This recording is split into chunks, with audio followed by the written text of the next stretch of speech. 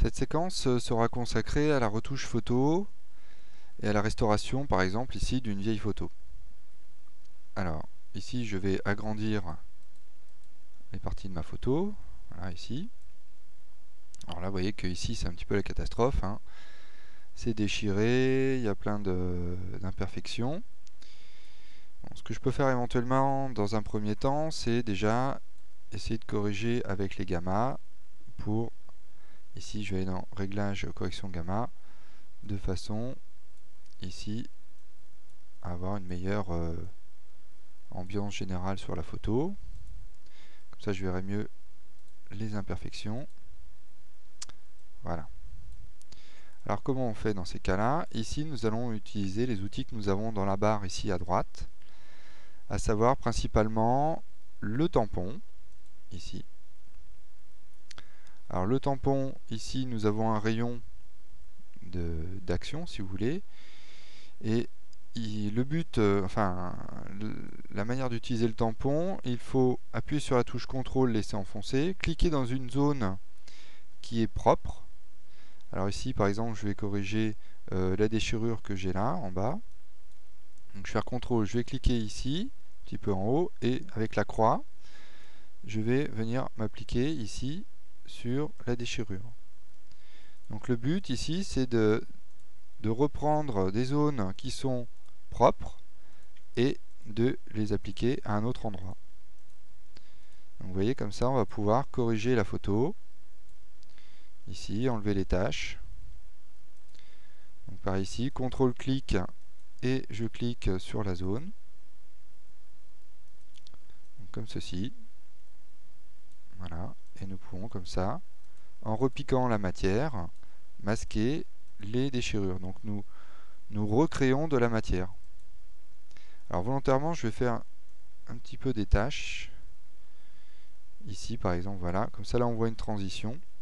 Et je peux utiliser ici la goutte d'eau, qui est un outil flou local, c'est-à-dire quand je vais venir ici, je vais pouvoir appliquer un petit peu de flou. Alors on peut augmenter l'opacité pour que l'effet soit plus fort, et appliquer un petit peu de flou au niveau des transitions. Je vais mettre 100% carrément au niveau de l'effet. Si je veux être plus large, je prends large ici. Vous voyez, alors là on voit vraiment, vous voyez, je force, hein, on voit vraiment que là je fais une tâche, hein, donc bon, là je peux annuler plusieurs fois quand même. Éventuellement descendre quand même l'opacité si c'est un petit peu fort. Et comme ça, adoucir les transitions quand nous avons de la matière ici.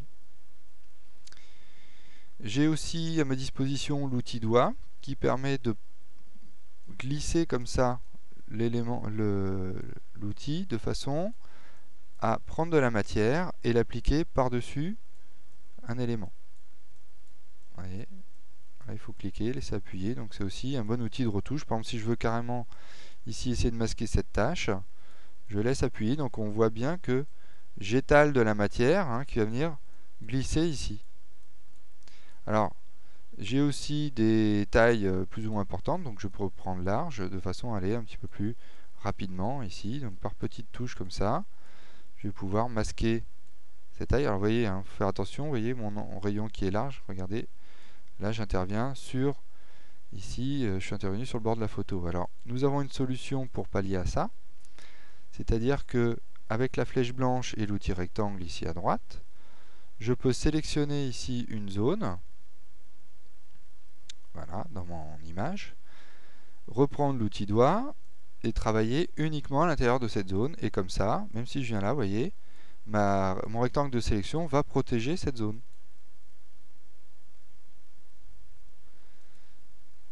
Et donc dans sélection, je vais masquer la sélection et je peux ici continuer à travailler sur une autre partie, par exemple ici.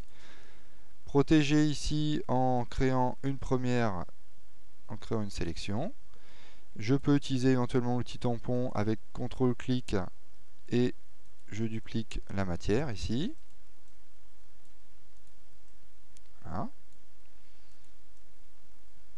Prendre ici la goutte d'eau de façon à estomper toutes ces marques de transition.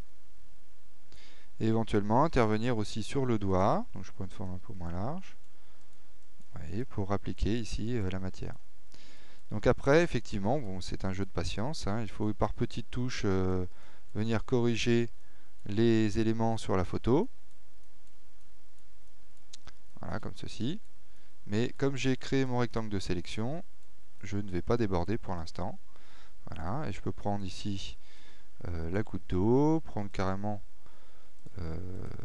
quelque chose de plus large, descendre quand même un petit peu l'opacité parce que j'étais un petit peu fort. Et puis intervenir ici de façon à un petit peu adoucir toutes mes retouches. Alors nous avons aussi, je vais masquer la sélection, nous pouvons peindre aussi directement dans la photo avec le pinceau qui est là, mais au préalable il faudrait choisir une teinte qui est proche ici du marron que j'utilise dans le document. Donc pour cela j'ai un outil pipette ici. Par exemple je vais repeindre avec cette couleur là, donc avec la pipette je clique. Je vais prendre mon outil pinceau. Alors j'ai différentes tailles d'outils. Et ici, je peins donc avec la couleur que m'a donnée la pipette. Alors à volonté, je peux prendre différentes teintes comme ceci. Ensuite prendre le pinceau. Et là, je peins en fait directement avec la couleur qui est sélectionnée ici en haut à droite. Voilà, donc pipette, nous prenons une teinte proche, le pinceau, et je peins à l'intérieur de mon élément. Si je souhaite remplir une zone, je peux au préalable créer une sélection, par exemple comme ici.